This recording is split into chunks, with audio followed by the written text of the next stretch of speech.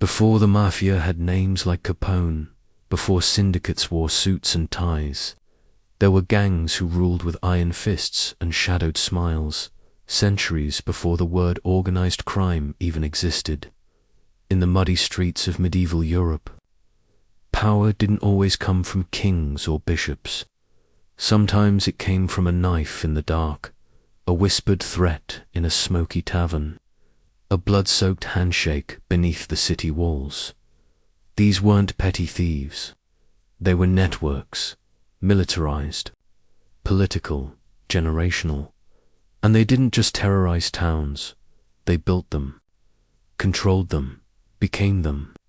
From mercenary bands that held entire villages hostage, to student cartels that turned universities into war zones, to sea-bound empires of piracy so vast they could ransom bishops and blockade kingdoms. These gangs didn't just survive the Middle Ages, they defined them. And if you think they're gone, think again. Some simply changed their names, others changed ours. 1. The streets were never safe, and they weren't meant to be. We often imagined the medieval world as a rigid society of kings and peasants, monks and knights, castles and cathedrals, all governed by chivalry, piety, and order. But Pelé, back the stained glass and lift the city gates, and what you'll find instead is something far darker, grittier, and more terrifyingly familiar. Organized crime. Not the roving bandits of Robin Hood tales, not solitary pickpockets or highway rogues. No, we're talking about full-fledged gangs, armed, wealthy, connected, and completely real. They didn't wear hoods and lurk in shadows. They swept through the streets of London, Paris, Florence.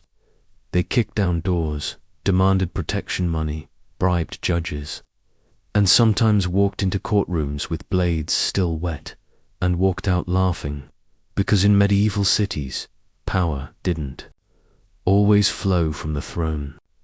Sometimes it flowed from the brothels, the taverns, and the alleyways, where men with names like the Night Crew and the Company of Wolves gathered not to pray, but to plot. And the terrifying truth, many of them weren't peasants. They were rich boys, sons of merchants, distant cousins of nobles, young men with money, boredom, and zero consequences. Picture this: London, 1390s. The city is tense, walls groaning under population pressure. Plague has come and gone, and returned again. Order is fragile, law enforcement underpaid, overwhelmed, outgunned. And into this vacuum steps a gang, like the Company of the Night.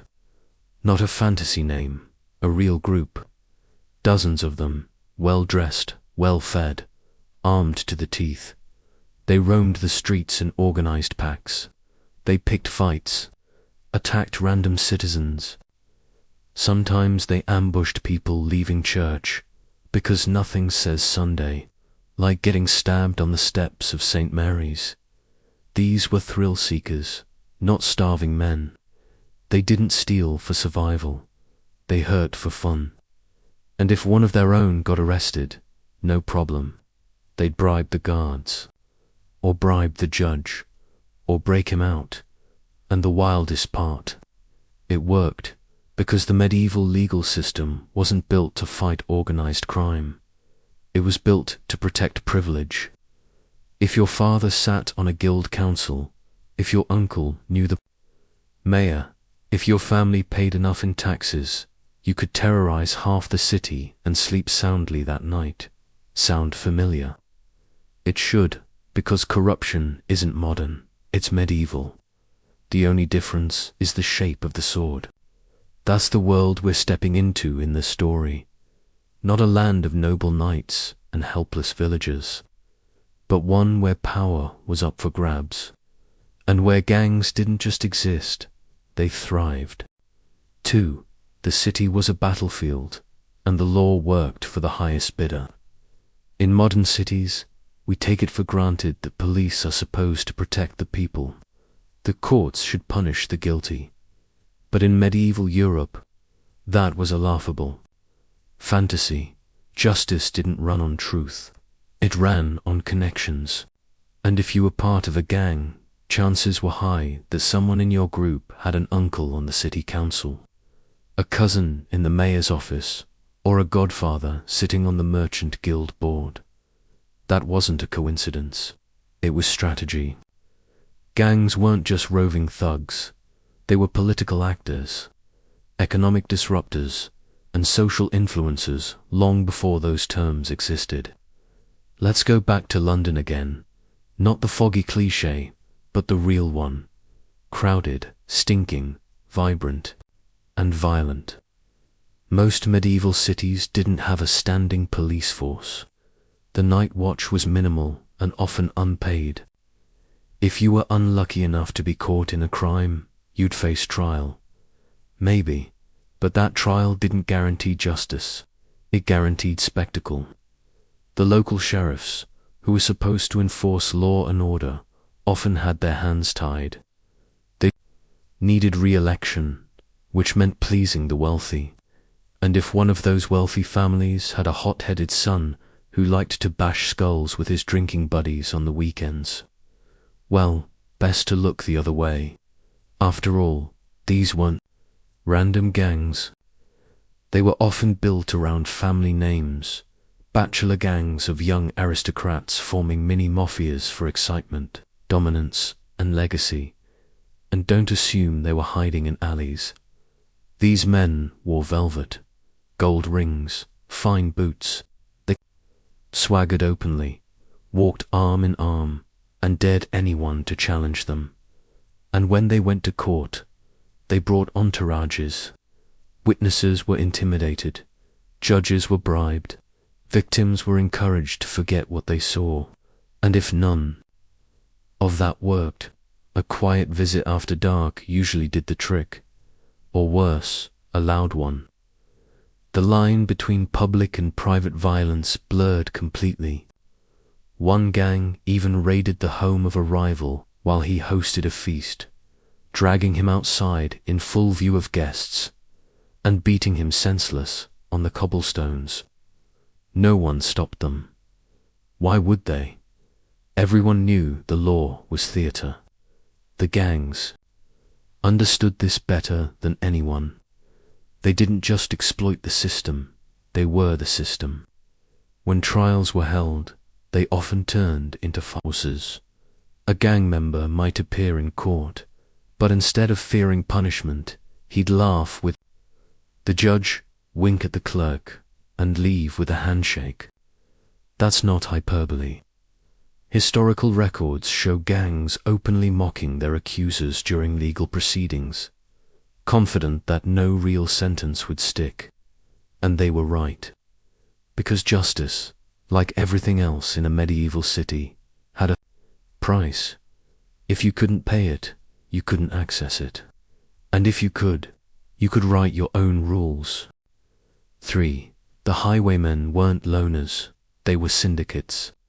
The romantic image of a lone bandit in a hooded cloak, waiting in the woods for a passing noble's carriage, that's convenient fiction. Real medieval highway robbery wasn't a solitary act. It was organized, professional, systematic, and absolutely terrifying. Picture the roads between towns, winding, unguarded, and full of shadows. These weren't scenic routes. They were hunting grounds.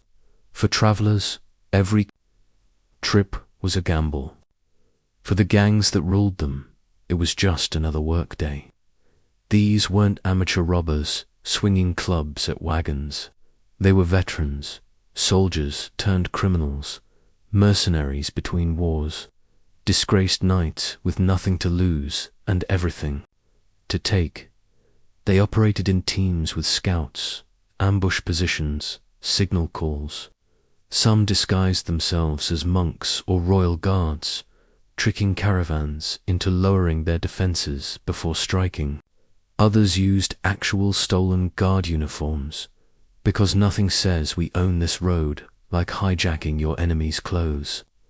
The most dangerous gangs didn't just rob. They kidnapped, ransomed, executed. They knew which merchants carried gold, which nobles had weak escorts, which pilgrims had already been drained dry. These men were informed and well supplied. They built networks of informants, stable boys in inns, barkeeps in taverns, even clergy members who overheard confessions or travel plans. If you spoke too loudly about your route, you might as well have carved it into your own tombstone. The gangs used hit-and-run tactics, disappearing into forests or abandoned farms. They moved camp constantly, kept caches of food and weapons hidden across regions. And when they struck, it was surgical. Kill the guards, corner the wagons, separate the passengers, take everything. Sometimes they left survivors, sometimes they didn't. It depended on their mood or their orders. Because yes, some of these gangs were backed by powerful figures. Corrupt nobles who took a cut in exchange for protection, or who used the gangs to destabilize trade routes controlled by rivals. That's the thing most forget. Crime was also a weapon of politics. If you couldn't win in court or in open war, you hired men who'd win in the woods. And so these highway gangs weren't outside the system.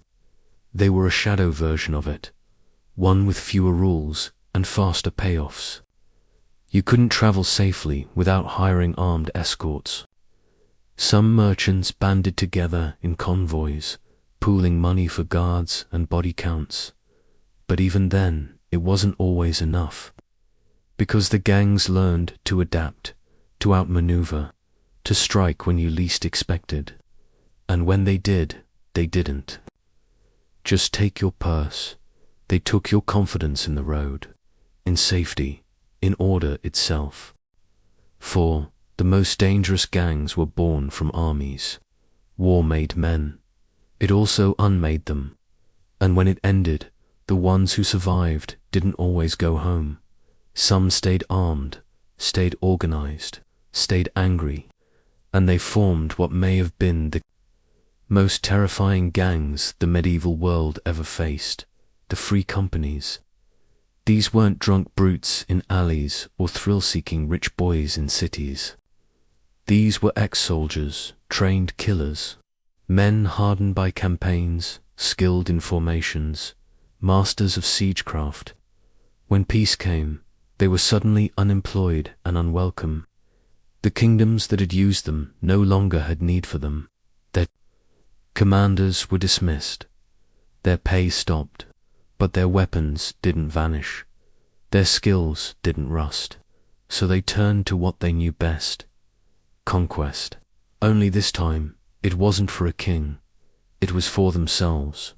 The most infamous of these, the White Company, moved like a plague across Europe. Hundreds strong, mounted, armored, disciplined. They didn't sneak through woods. They marched down roads. Openly, they sacked towns, demanded ransoms, and fought off local militias like a bear swatting flies. They brought siege engines with them. That's how organized they were. Cities would pay them not to attack. Villages fled before them. Nobles who once hired them now feared them. And sometimes they were hired again to fight other gangs just like them. It was a violent carousel of shifting alliances and broken oaths. But these mercenary gangs weren't only about brute force. They were tacticians. They took forts, occupied roads, controlled river crossings. Some even set up their own little kingdoms inside weakly governed regions, complete with taxes, patrols, and courts. Think of them as mobile, medieval mafias with cavalry charges. Their leaders styled themselves as warlords, and in many cases, they were more effective rulers than the local lords. The people under their protection didn't love them, but they often preferred them to the chaos they'd known before. The irony: some of these free companies started as honorable units, paid soldiers in sanctioned wars. But they learned quickly loyalty was temporary, coins were forever, and when war ends, hungry men with swords will find work or make it. 5. Even scholars had gangs, and they were worse than you think. When we picture medieval universities, we think of monks in robes, candlelit scriptoria, whispered debates over Aristotle and theology. But the truth: some of those students were as violent, arrogant, and unchecked as any gang in the alleys. Welcome to the underworld of town and gown warfare. Because in places like Oxford and Paris, university students weren't humble seekers of truth, they were often privileged, weapon-carrying young men with legal immunity and a taste for chaos. See, back then, students weren't just pupils, they were considered clergy in training. That meant they answered not to local law, but to church courts. And those courts, incredibly lenient: kill someone in a bar fight, might get excommunicated, maybe pay a fine, probably just receive penance. You wouldn't hang, you wouldn't lose your position, and everyone knew it. So what happened? Gangs formed, not in the streets, but in the lecture halls. Groups of students began organizing into cliques, then crews, then de facto militias. They extorted tavern owners, intimidated professors, carried clubs and daggers beneath their robes. Some even kidnapped critics, dragging them out of their homes at night, beating them, then dumping them at the city gates. Sound familiar? These weren't thugs in disguise. They were educated, literate, fluent in Latin and fluent in violence. The city authorities couldn't touch them. The townspeople grew to hate them. Town versus gown wasn't just a turn of phrase. It was open warfare. Fistfights turned into riots, riots into deaths. Entire neighborhoods were torched. At one point, the conflict became so severe that the entire student body of Oxford was ordered to disband. Many of them fled to Cambridge, where they later founded a rival university. Yes, gang violence literally created new institutions. It gets crazier. These university gangs didn't just fight civilians, they fought each other. Some were divided by region: French students versus German students, English versus Scots. Others by college affiliation, language, or even dress. Think medieval fraternities with knives. They had chants, signals, safe houses, dueling grounds. And while the town guards watched helplessly, the students brawled in courtyards and taverns, then returned to lectures in the morning as if nothing had happened. Why did no one stop them? Because the church valued education, and because many of these students were sons of nobles, future bishops, or clerks destined for royal courts. No one wanted to derail a promising career over a few broken bones, so they were tolerated, feared, and in some ways envied, because they didn't need swords to claim power. Just immunity, arrogance, and the knowledge that the law couldn't touch them. 6. The line between gang and government was paper-thin. You might think that the chaos of medieval gangs existed in opposition to the law, that these groups were constantly on the run, clashing with authorities in the dead of night. But here's the disturbing truth. Many medieval gangs were the law, or at least owned it. The boundary between criminal and official was blurred to the point of invisibility. In cities across Europe, officials weren't just bribed, they were often recruited. Magistrates, sheriffs, even mayors had deep ties to the same gangs they were supposed to prosecute. Some had brothers in the crews. Others had debts, shared investments, or even blood pacts. What emerged was a society where corruption wasn't an exception, it was the expectation. Let's take Florence, a city of beauty, art, and street violence. By the 14th century, noble families had factionalized into rival groups, each with its own enforcers. These weren't knights defending honor, they were thugs with titles. If one family gained power in City Hall, their rivals knew what came next. Nighttime beatings, stolen shipments, extorted guilds. It wasn't governance. It was gang warfare with quills and wax seals. Court records from England reveal the same rot. Judges who dismissed cases after private dinners. Clerks who lost witness testimonies. Watchmen who let known murderers walk because a coin changed hands under the lantern. And don't mistake this for incompetence. It was intentional. If a gang could ensure the re-election of a mayor, that mayor repaid the favor with blind eyes and light sentences. Some cities became feudal fiefdoms in all but name, where your safety depended on your allegiance, not your innocence. Even religious institutions weren't immune. Monasteries were supposed to be sanctuaries, yet some protected gangs in exchange for donations. Others rented space in their cellars for weapon storage.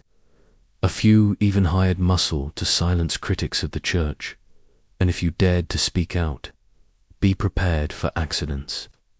A collapsing scaffold, a wrong address on an arrest warrant, or a sudden disappearance on your way home. You didn't just face retaliation, you faced erasure.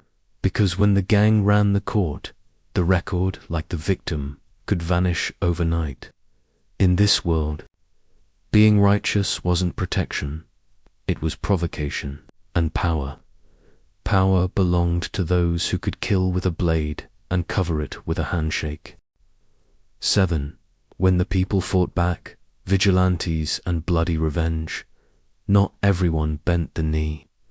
In a world where the gangs held the blades and the courts held the blindfold, some communities decided they'd had enough and forged their own kind of justice. These weren't clean revolutions. They were desperate, muddy, and terrifying in their own right. Because when the law fails, vengeance doesn't ask for permission. It acts in cities. When enough merchants, tradesmen, or common folk had been robbed, humiliated, or pushed to the brink, they formed secret defense leagues. At first, they met quietly, in taverns, in barns, whispers exchanged like coins. Then came the plans. Identify gang members, map their routines, strike when no one was watching. They didn't wait for permission. They built makeshift weapons, turned ox cart chains into traps, covered their faces with soot and scarves, and when the moment came, they struck with fury. Imagine a city square at dawn. A gang leader steps from a brothel, smug and invincible. Then ropes, chains, clubs. He's gone before the guards know he's missing. The next day, his body hangs from a bridge with a sign pinned to his chest. We remember. Outside cities, the countryside had its own resistance. Villagers, long preyed upon by roaming bands and corrupt soldiers, set traps on roads, dug pits, tied tripwires to bells. They rotated watch duties and armed even the youngest boys with pitchforks. When gangs approached, thinking they'd find helpless peasants, they were met with a swarm. Not professional, not trained, but enraged. And nothing fights harder than someone with nothing left to lose. One of the most famous cases happened in northern England, where a notorious highway gang routinely extorted travelers near a remote bridge. After months of violence, the locals staged a trap. They staged a fake wedding procession, luring the gang into the open, then ambushed them with a hidden militia of villagers and disbanded soldiers. Not a single robber escaped, and the people, they buried the dead, burned the weapons, and said nothing. It wasn't about law, it was about message. Of course, not all vigilantes stayed noble. Some groups, once formed, grew violent themselves. They extorted protection money, just like the gangs they replaced. Some became power structures in their own right, complete with leadership councils, initiation rituals, and brutal punishments for betrayal. The cycle repeated. Violence begets violence. Control replaces chaos, and then rots from within. But for a brief, fleeting time, these uprisings reminded everyone of something simple and profound. Fear doesn't always flow one way, and even in the darkest corners of medieval life, resistance had a voice, and sometimes it screamed. 8. The gangs that ruled the sea are pirates, privateers, and floating criminal empires. We often picture medieval crime as something landlocked, dark alleys, shadowed roads, smoky taverns. But some of the most organized, brutal gangs of the Middle Ages didn't ride horses, they sailed ships. These were no cartoon pirates with parrots and rum. These were state-backed criminals, rogue fleets, and seafaring syndicates who controlled trade routes, captured hostages, and waged economic warfare with terrifying efficiency. Let's start with the Vitalian brothers, a fleet of pirates, operating out of the Baltic Sea in the late 1300s, originally hired by the Queen of Denmark to help in a civil war. They were given ships, men, and a mandate to disrupt enemy supply lines, and they did, viciously. But when the war ended, no one told them to go home. And so they didn't. They kept their fleet, kept their weapons, and turned piracy into full-time business. For years, they ruled the northern seas, extorting merchants, raiding coastal towns, blockading harbors. Their ships were fast. Their men were ruthless. And their network extended into inland cities, where they had agents buying supplies, laundering stolen goods, and bribing officials. Sound like a mafia, it was only wetter. These pirate gangs didn't just steal cargo, they kidnapped people, nobles, merchants, priests. One story tells of a captured bishop who was ransomed not for money, but for barrels of wine. That wasn't a joke, it was a business model. Other pirate crews operated similarly, hired initially by kings or dukes to weaken rivals, then spun out of control. The line between privateer and pirate blurred constantly. You might be considered a hero in one port and hanged in another. Depends on whose taxes you disrupted. In the English Channel, during periods of war, entire coastal towns unofficially supported pirate gangs. They sold stolen goods, repaired ships, even warned of incoming patrols. For them, piracy was commerce. And in some towns, it was survival. That's the key to understanding medieval sea gangs. They weren't lawless. They were a different kind of law, one enforced with cutlasses and cannonballs instead of charters. They issued their own codes of conduct, kept ledgers, divided loot with shocking fairness.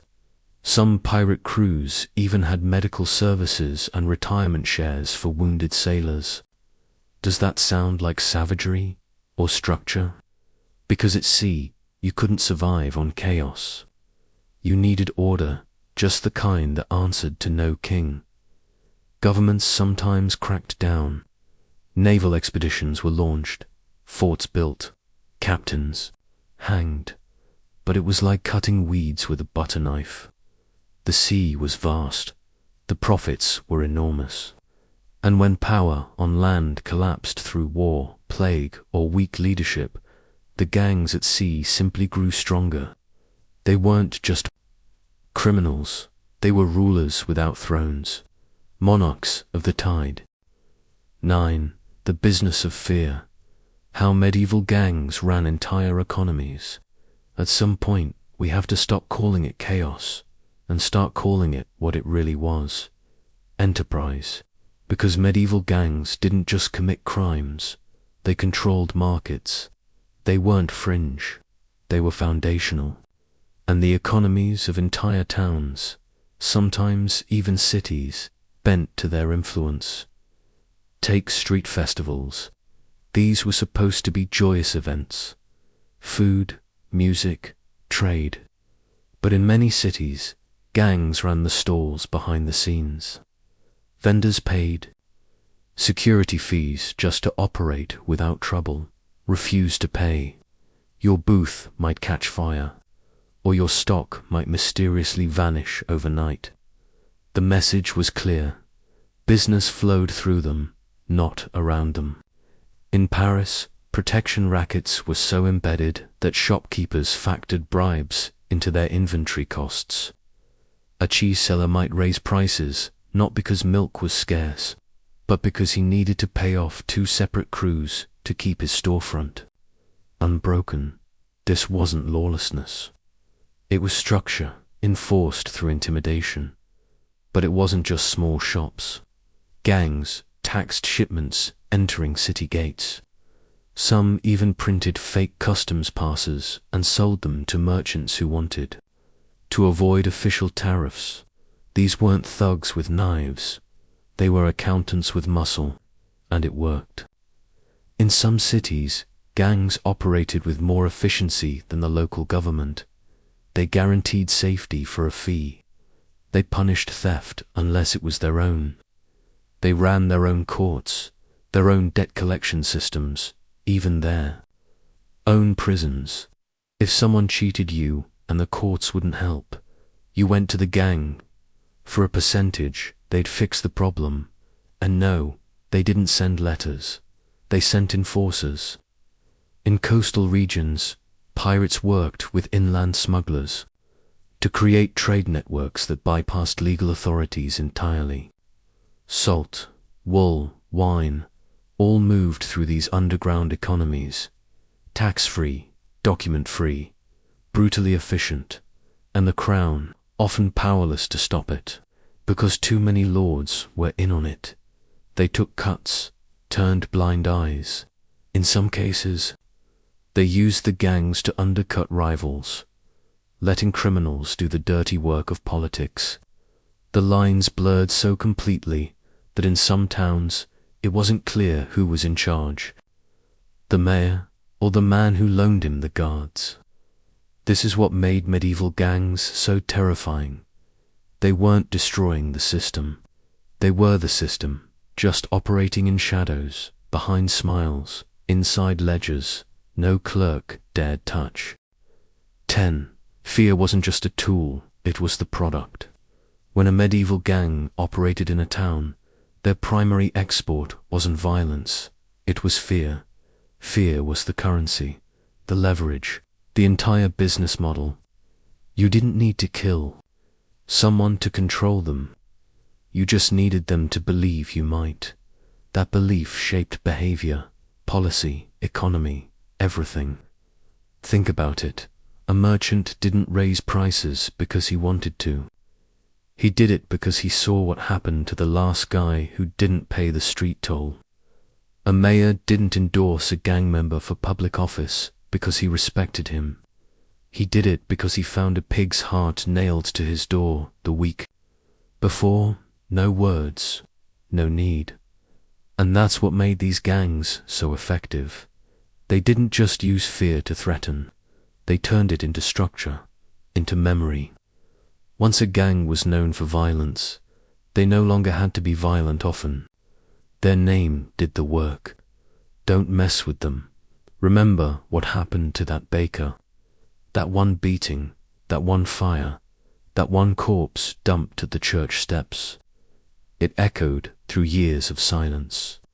You don't need a blade to run a city, you need a reputation. And once that reputation is built, fear replicates itself. people start enforcing it on themselves. They lock their doors early. They don't talk to strangers. They pretend they didn't see anything. They pay the tax without being asked. They forget names, or pretend to. In this atmosphere, truth dies quietly, justice hides, and power grows. In shadows, you could see it in the eyes of the people.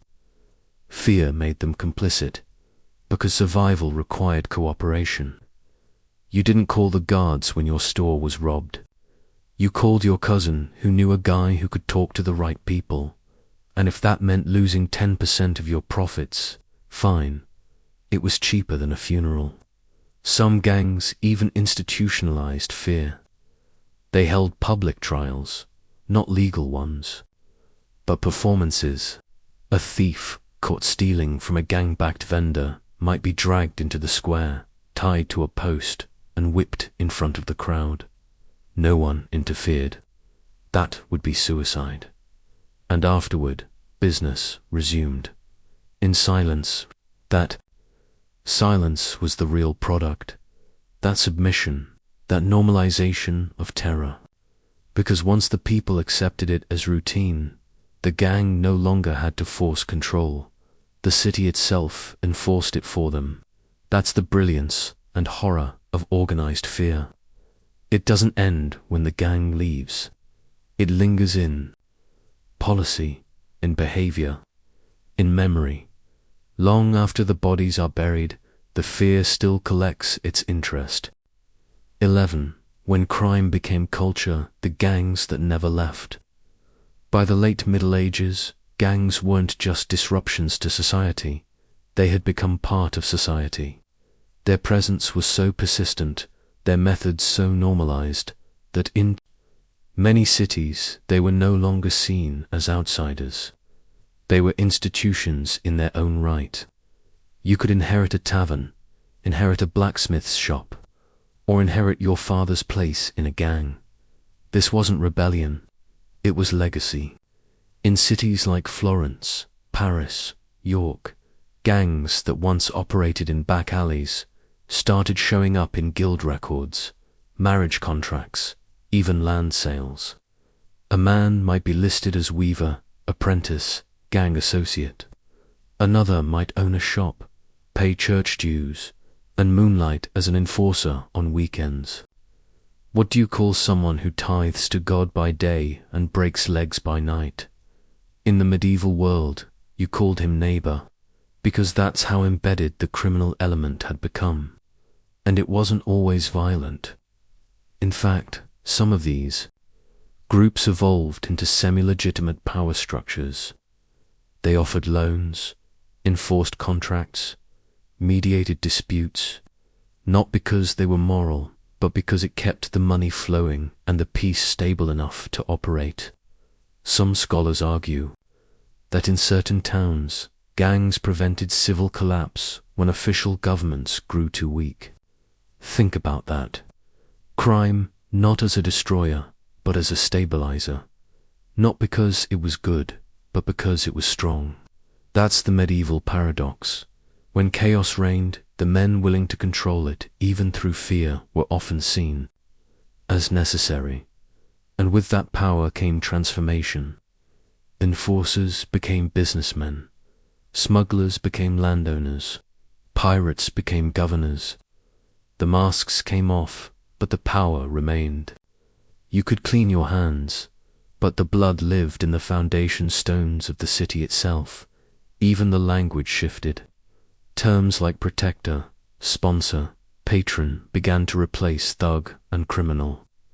In public records, you won't find many references to gang bosses, but you will find a suspicious number of merchants with no goods, guards with no commander, priests with unexplainable wealth.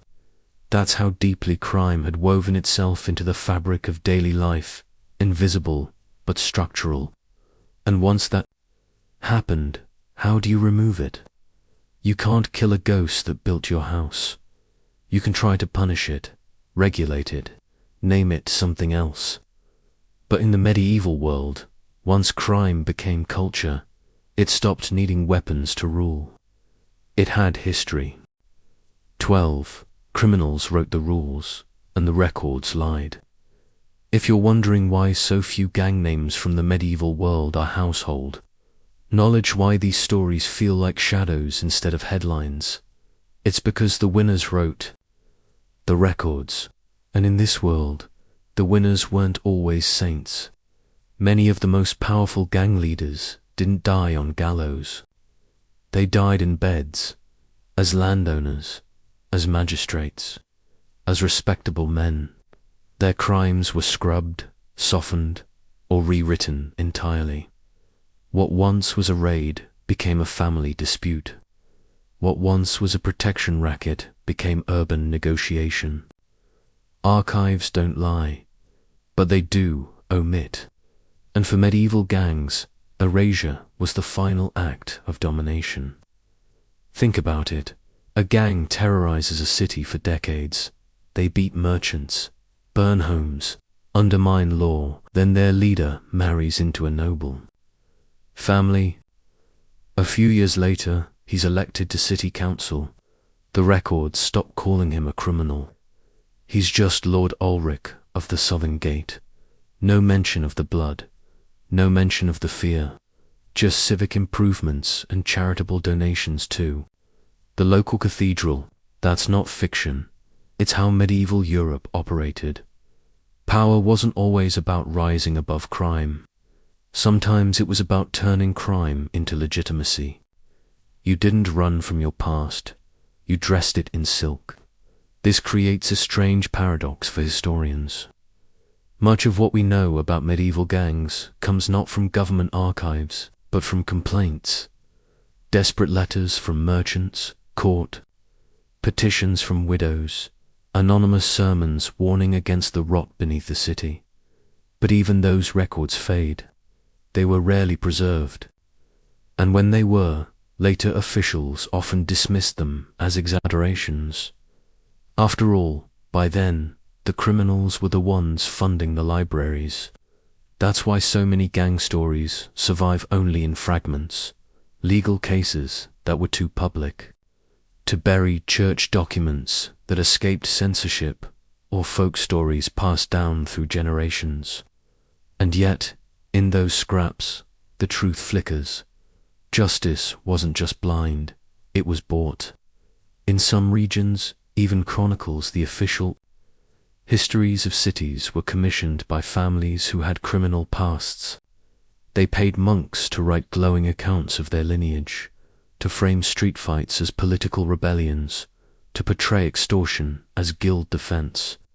They didn't just conquer the street, they conquered the narrative. And so the most successful gangsters of the medieval world didn't go down in flames. They went up in rank. Their names are carved into town halls, not gallows. Their bloodlines are noble. Their stories are clean, scrubbed by ink and coin. 13. When violence wore a smile, the diplomacy of terror. It's tempting to imagine medieval gangs as purely blunt instruments, hammers crashing through society. But the most dangerous of them weren't the loudest. They were the most diplomatic. The ones who learned that fear delivered with a grin was more effective than fear delivered with a blade. Welcome to the velvet-gloved terror of the late Middle Ages. By the 15th century, the smartest criminal leaders realized something crucial.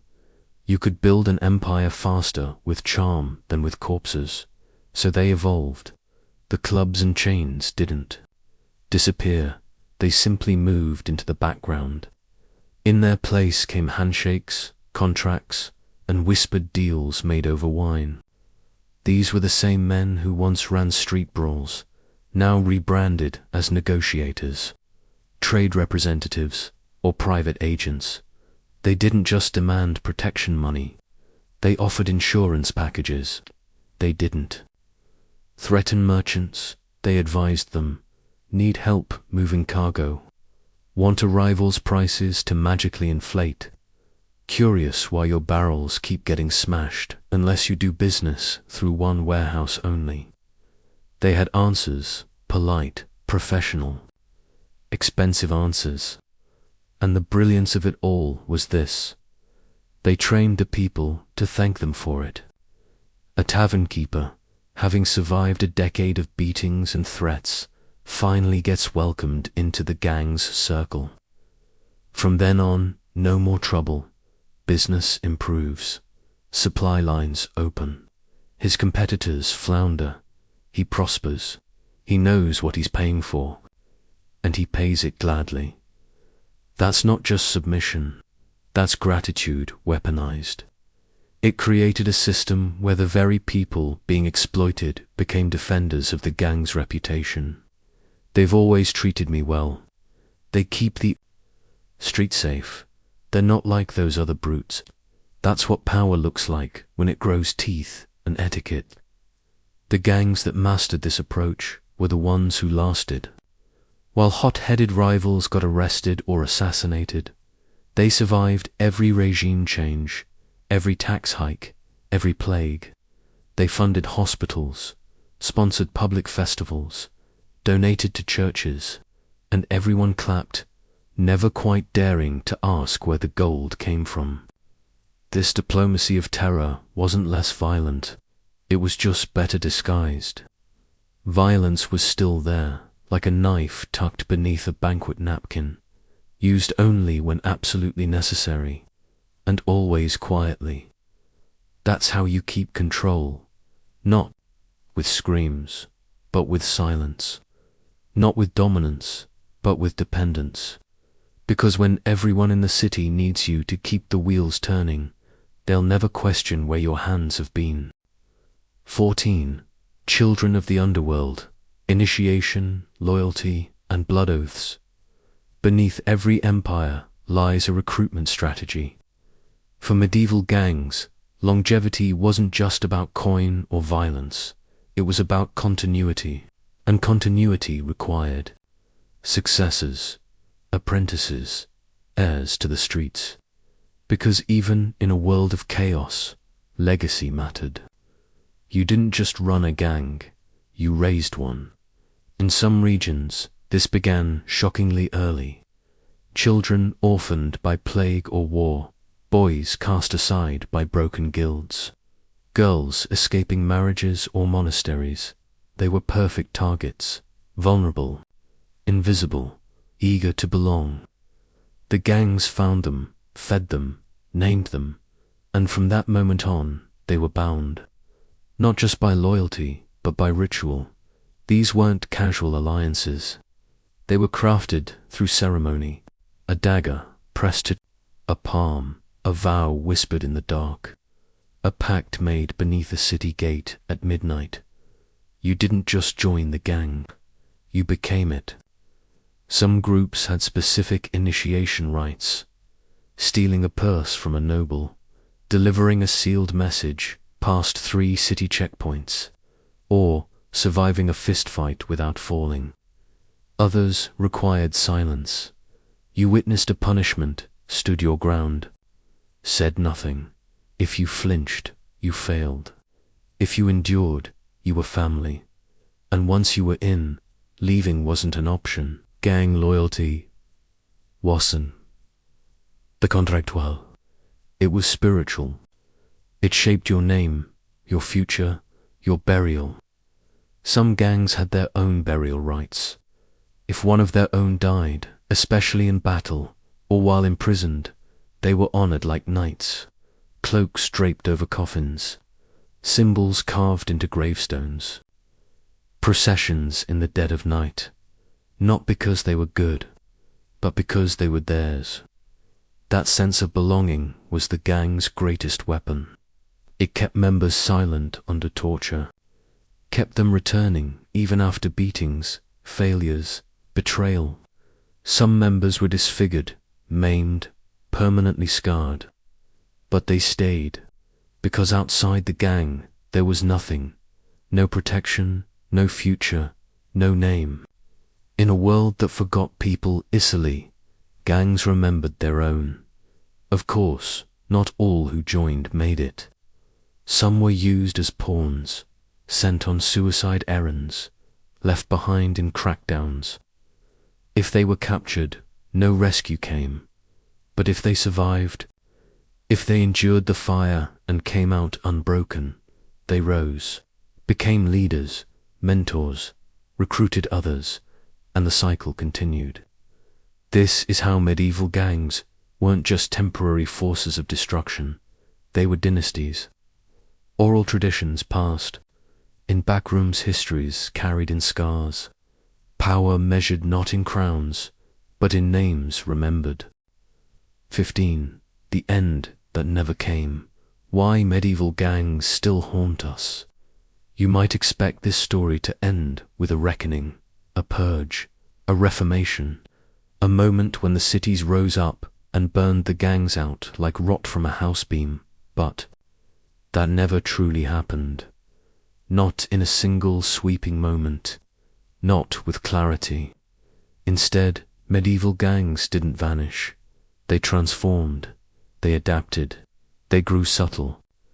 The rough edges were filed down, the bloodstains polished into coats of arms, and the weapons replaced by ledgers, favors, and secrets. In some cases, the gangs simply changed names, from brotherhood to guild, from crew to company. The structure remained, the control remained. Only the label shifted. As monarchies centralized power in the Renaissance and beyond, some gangs were absorbed into state structures. Enforcers became tax collectors. Smugglers became customs agents. Informants became diplomats. And those who resisted were called rebels, traitors, enemies of order. Convenient, isn't it? The same men once hunted as criminals now judged others for breaking laws they themselves had designed. In that way, the medieval gang didn't die. It institutionalized. The whispers in the alley became policy meetings behind closed doors. The tribute became levies. The blood price became fees. And everyone kept playing along. Why? Because power abhors a vacuum. And medieval cities, chaotic as they were, needed someone, anyone, to enforce the rules, even if those rules were written in fear and enforced with a smile. Today, we look back and see legends, tales of the Black Hood Gang of Bruges or the silent pike-bearers of Ghent. But those weren't stories. They were systems. They built roads, funded ports, bribed bishops, killed when needed, protected when profitable. The real terror isn't that they once ruled the shadows. It's that they taught us how power works. Quiet, ruthless, persistent. The lesson isn't that criminals ran the world. It's that the world never bothered to stop them. It just gave them titles. And when we romanticize the medieval past, its knights, its kings, its cathedrals, we do so atop foundations laid not only by artisans and monks, but by men who slit throats, by candlelight and kissed rings, slick with other men's blood. The streets remember, even when the ledgers don't. Walk through any medieval city today, the stone streets of York, the crooked alleys of Prague, the shadowed canals of Bruges, and you'll find signs of glory, cathedrals scraping the sky, castles bristling with pride, statues of nobles, mounted on granite. But look closer. Beneath the arches, in the wear of the cobblestones, in the odd angles of shuttered windows, there's another story, one never carved in marble, one passed in whispers, the story of the gangs, the men and women who ruled not by birthright or holy writ, but by force, fear, and cunning. They didn't just survive history. They wrote it in the gaps between lines, in the silences of records, in the moments when power changed hands without a war. And though the swords have rusted and the cloaks have rotted, the structure they built, that quiet machinery of control, never left. We call it different names now. We regulate it. We vote for it. We think we outgrew it.